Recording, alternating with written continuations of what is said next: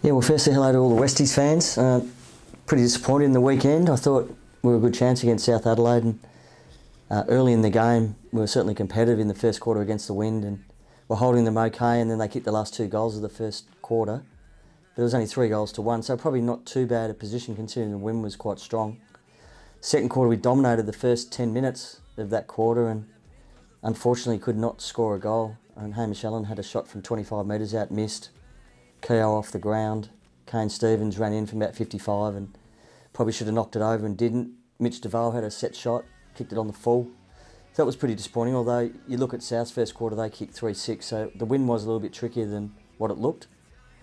But from there, yeah, she was a bit downhill because they kicked a couple of goals into the Breeze and we were down by 4 goals at half time, so not in the best position, especially kicking into the Wind in the third quarter.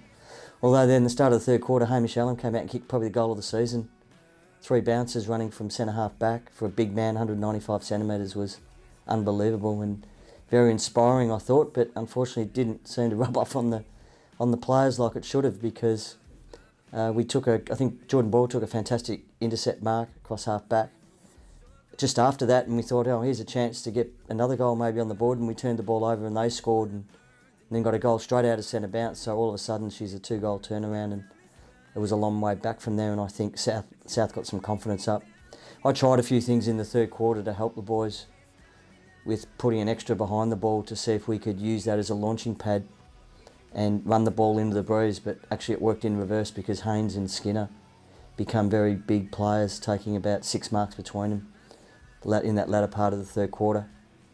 To the boys' credit, they finished off as they have finished off most games this year. We seem to have the fitness level to be able to do it, but a few things came together in the last quarter and we put some really good passages of play together, kicking 4 goals to 2.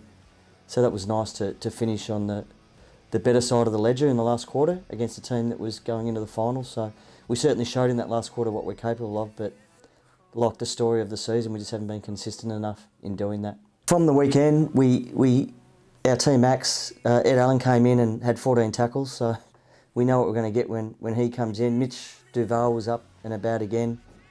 They're the 2 standouts for us in that field, so we need more jumping on board with that going forward, so we'll really pay particular attention to that for next season and make it a really big thing to try and win each week. As far as the better players on the weekend, I thought that players like Jordan Boyle and Ed Allen and the likes of Kane Stevens, I thought Kane was pretty solid, had nearly 30 possessions. It was really good putting Kenny Carpenter to half back. I thought he settled a bit more, especially in the second half, giving us a little bit of drive. Logan Hills had an outstanding season and did it again on the weekend, playing on Joel Cross, and did a fantastic job. So, and Luke Redfern, I reckon, for his second game, we nearly had him in the best 3 players on the ground again. So that was a really good sign to give him a go towards the end of the year and see how he played. So they're the future. So we'll look towards those sorts of guys for next season. As far as what happens with us now, so early in the week we've already had 10 of the senior players in to have medical screens. The other 10 will come in on Wednesday night for medical screens. So we'll knock those over whilst the reserves are going with the finals. Then next week I'll catch up and do some interviews with all those, because we really need to find out where they're heading, what they're doing, what they're thinking for next season. Because then the other side of it is we've already started the recruiting part of it. Been doing that for a couple of months now, compiling a list. Derek Bonner and Wayne Seekman do a fantastic job in doing that. So we've been looking at that over the coming weeks, over the previous weeks and now the coming weeks. So we'll go to work on trying to get some good players to our footy club. There's a big list, so it'll take a bit of time to go through. Hopefully we'll be able to snare a couple of players like we did last year in the Josh Gore and Mitch Maguire, and also Lucas Moline, those sorts of types, Jesse Johnson. So hopefully we can get a few more of those, and that's the upside in that, you know, we've got to keep progressing and putting players into the group that we hope will give us a good go going forward.